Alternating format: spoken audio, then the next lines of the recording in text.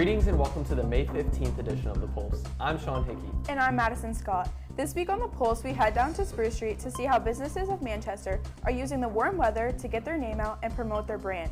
And we quiz the MHS community from students to the adults that teach us every day. We have all that and more on this week's edition of The Pulse.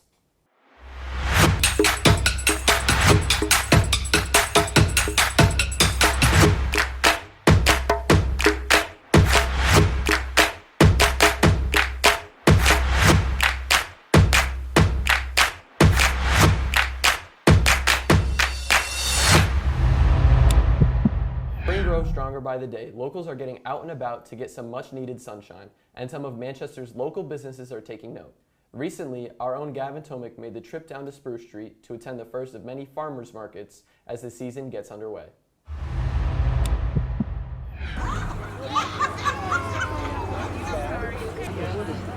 As the days get warmer, more and more Manchester spring traditions emerge.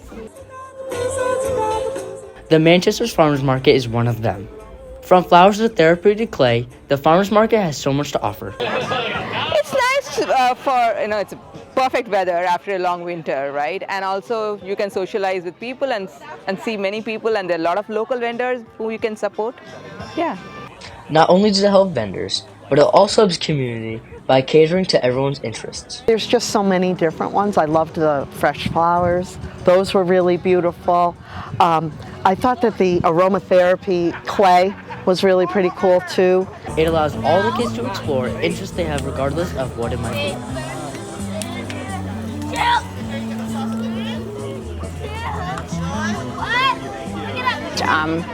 So my son has an interest in like mushrooms and plants and stuff, and so do I, and I just, I'm a vegetarian and they're like a good vegetarian option. While this Manchester Farmers Market is one of the many that happen each year, it brings the community and the people together.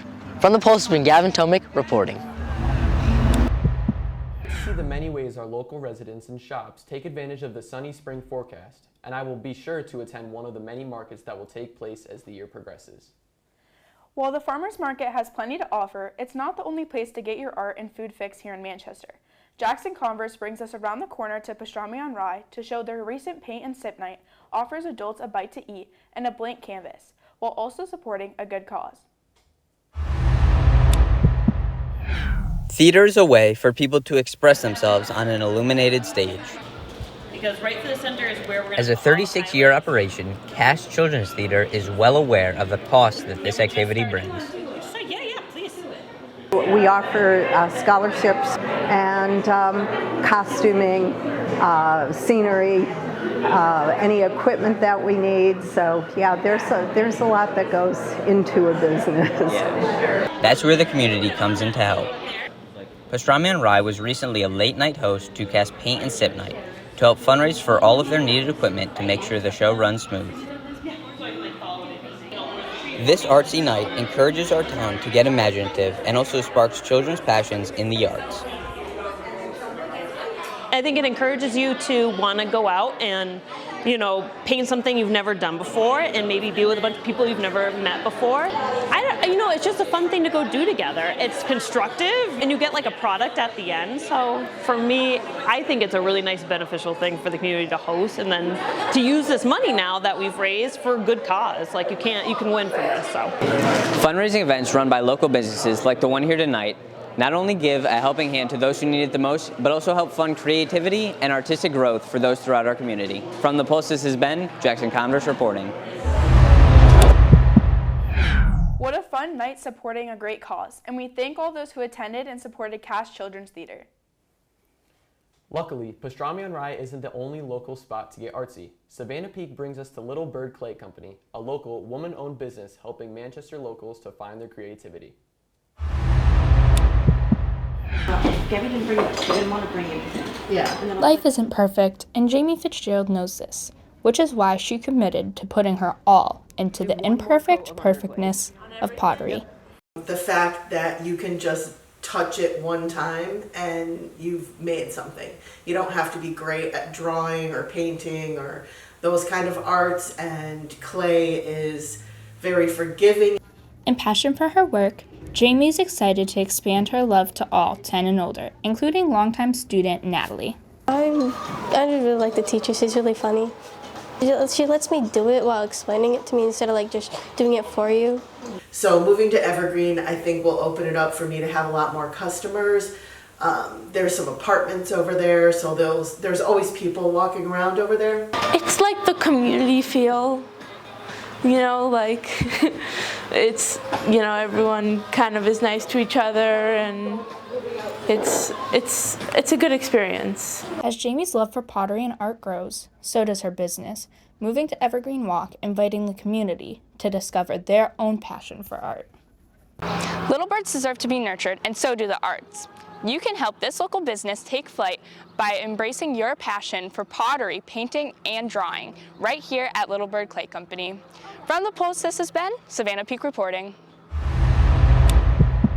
It's wonderful to see the local businesses expand within our town, and we look forward to seeing the many more steps Little Bird Clay Company will make in growing the creativity of the people of Manchester. With the year coming soon to a close and National Teachers Day being this past week, Gavin Kane hits the halls to ask MHS students some teachers who they have appreciated this school year. What up, Red Hawks? Today we're interviewing MHS students on who their favorite teacher is for Teacher Appreciation Week. Let's go. Who's your favorite teacher and why? My favorite teacher is Miss Rosa because she is always so energetic and upbeat, and she has the greatest sense of humor ever. My favorite teacher is Mr. Morelli because he supports me and he lets me come to his class at the end of the school day. Well, I think I'd have to say Miss Wiederack because I think she has a lot of good ideas and the way she teaches is very good. Mr. Navarra, y'all, you know why, because he's chill. I like him. Mr. Moore. Mrs. Clark. Miss Medina. My favorite teacher is probably Miss Sebastio. Miss Vassis. Mr. Scavato. Miss Olson. Mr. Davila. He gives a lot of really good advice. I like Mr. Cooks. Vasquez. Miss Hafferkamp. My favorite teacher is Mr. Miano because he is a really cool guy and really nice. Love him. They always deserve, and thank those who dedicate their time and effort into making this school year enjoyable for all MHS students. Of the many teachers here at MHS, one who is surely appreciated and recognized is Mr. McClory. After all the quizzes he's given out this year, he was recently on the other side of the desk being graded by his peers. Ryan Silberberg heads to room 271 to interview our 2024 to 2025 Teacher of the Year. What's up, guys? It's your boy Ryan. Today we're here with Mr. McClory, the Teacher of the Year, and yeah, let's run it. How does it feel to be the Teacher of the Year, Mr. McClory? It's a huge privilege and a big honor for me to be Teacher of the Year and represent all the staff at Manchester High School. Ultimately, I just feel lucky that I was selected this year to represent the whole staff. What was the process like of becoming the Teacher of the Year? The first step is someone has to nominate you, so someone in the building put my name in the ring to be considered for it. You know who it was? I do not know who it was. You want to give a quick thank you to them real quick? Yes, thank you to whoever gave me the hookup to get Teacher of the Year this year. Shout out you. And then you have to write a personal statement about your educational philosophy, get a letter of recommendation, and go through an interview process. And was it fun? Did you enjoy the process? It was a good opportunity to reflect on my own educational philosophy and my own journey. It is a little time consuming to do it, but it was well worth it in the end. And what did you do differently this year than other years you think that made you get over the top and really deserve this award? I think it's just been cumulative through my 9 years of experience. I don't think I've done anything significantly different this year, but I think that I've applied what I've learned over the last 9 years of teaching at MHS to kind of put it all together and get where I am right now. And did you have any students stand out this year that you want to thank for helping you get this award? I mean, I want to thank really all of my students this year except for my AP kids because they've been a little lacking. Just kidding. No, I've been very fortunate this year. All my classes have been great. You can't really select the students you get to work with, but if I could have this year, I would have picked the same classes because they've all been great so far. And is there anything else you want to add on that you think was important about this process that you want to? I just want to remind everyone to thank their teachers and tell them if they appreciate their teacher, let them know because it can occasionally be a thankless job, and hearing from one student that you helped them out goes a long way into making that teacher's day. Thank you, Mr. McClory. Of course. You've been a great teacher this year. Thank you. I appreciate it. All right, guys. That was Mr. McClory, your Teacher of the Year. From the Pulse, this has been Ryan Silberberg reporting. Mr. McClory wasn't the only member of MHS to be quizzed recently. We hit the halls once again for another edition of Trivia with Mia and Kaylee to see how much general knowledge MHS students have gained over the course of this school year.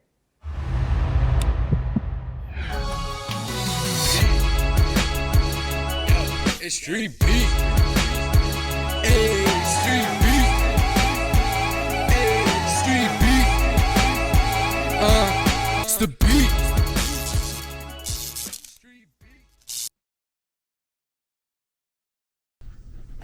Hey MHS, what's up? Today we're going to be going around MHS asking students and staff trivia questions. Let's go. How many stars are on the US flag? 50. 50. 50 because it's 50 states. Okay, good. 50.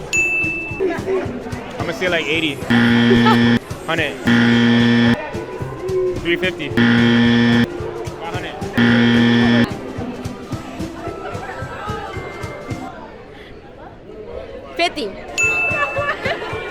What is the largest state in the U.S.?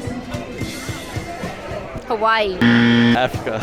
Connecticut. No. I'm from Canada, you feel me? I'm from Toronto. Alaska. Alaska. America. Alaska. What is the largest continent? Asia? Rhode Island. Alaska. Alright. What is the largest continent on Earth? It's either Asia or Antarctica. Asia. Africa. Europe. No. Asia. Okay. Who was the first president?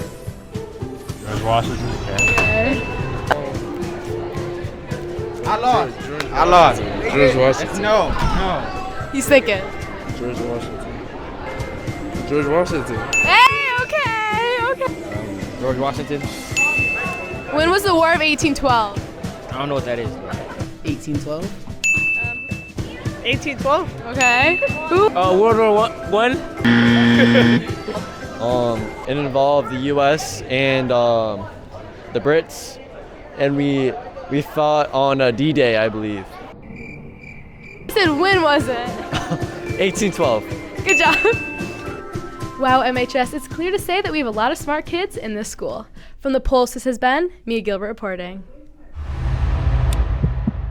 Well, Manchester, those are all the stories we have for you this week. Make sure to follow our Instagram, MHS_television, and check out our website, MHStelevision.com, for the latest Pulse productions. I'm Sean Hickey. And I'm Madison Scott, and this has been The Pulse.